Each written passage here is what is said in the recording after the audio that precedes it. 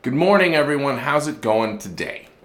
In this episode, episode 67, which is crazy enough and hard to believe as it is, I want to talk about an article that came across my feed this morning from CBC Radio, from the Spark program. And they were looking at the use of G Suite in schools within Canada. Now, this is most provinces have some percentage of deployment of Google. It's the predominant technology used in primary schools within Canada, and that speaks, well to the ease of use of the suite, but also some of the economics behind it. And just to lay the groundwork, so the Spark article did a really good job about covering, every which aspect of the issue, and the general question was, is this a good thing to have G Suite Google so deeply integrated into the mechanisms and the workflows of our schools? And they touched on some key points that I want to reiterate here because I think it's a really interesting case study. So the economics are clear. Education is always struggling for funding. They are also struggling for time and for resources. The G Suite proposal is pretty straightforward and it's pretty attractive.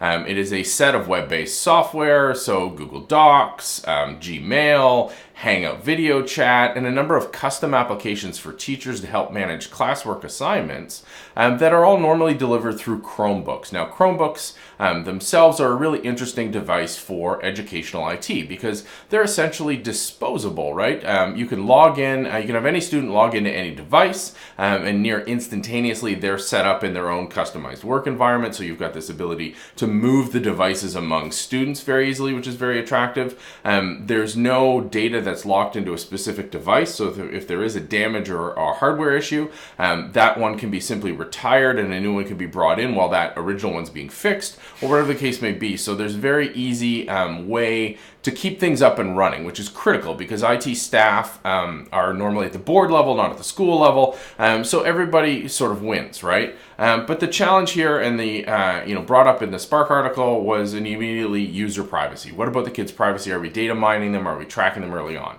Well, yes and no is the answer, and this is where the story really gets interesting, which is why I wanted to bring it up today.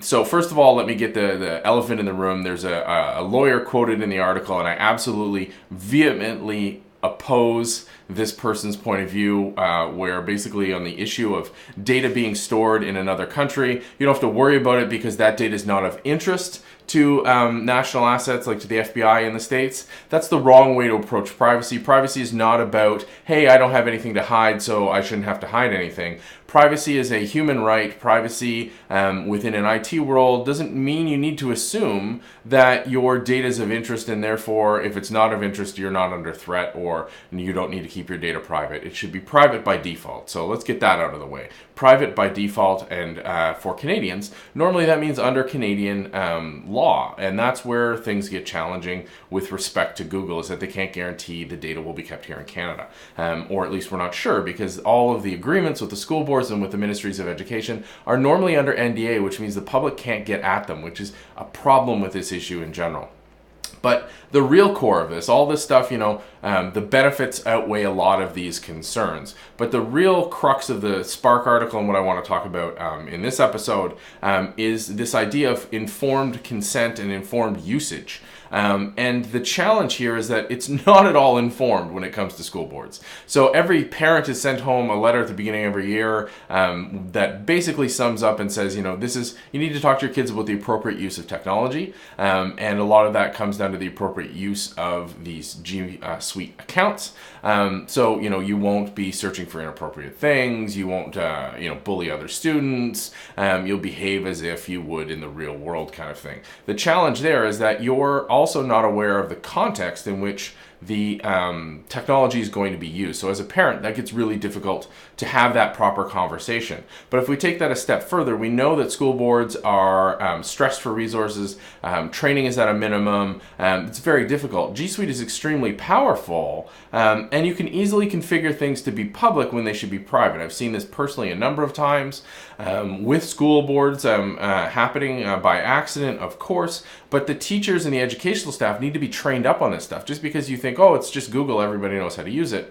Well, that's part of the impact on the users. So the users are the students, and as the students are minors, their parents are being asked to consent to the use of this technology with the assumption that it will be used safely and securely, but that's not the case because of the complexity and the lack of training resources. You can see how this issue starts to really get complicated very, very quickly. And to make that even harder, what a lot of educators don't realize, what a lot of IT folks don't realize, what a lot of citizens don't realize, is that while the Google for Education user agreement says that they won't mine the data accounts, they won't track the accounts and mine them for privacy, not every service under the Google empire falls under that license. The big glaring exception here is YouTube.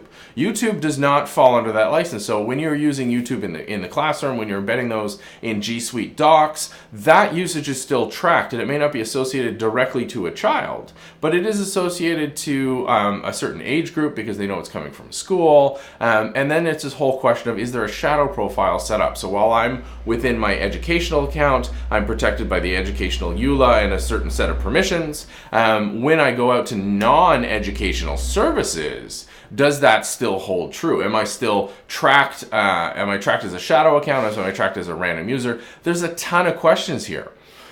I don't have any answers. I wish I did, but I think this is a glaring and unfortunately, it involves children, so it's a very concerning example of the fact that consent and informed usage of technology is extremely difficult.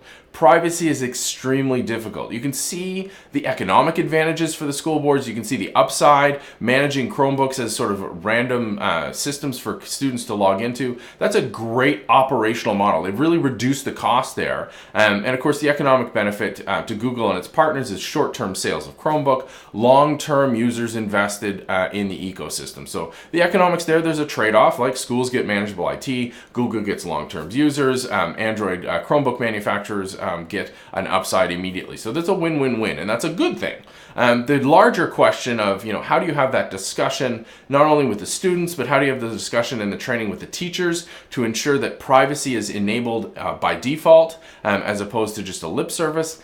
That's a really complicated issue, and there's a number of parallels with corporate IT, with security in general.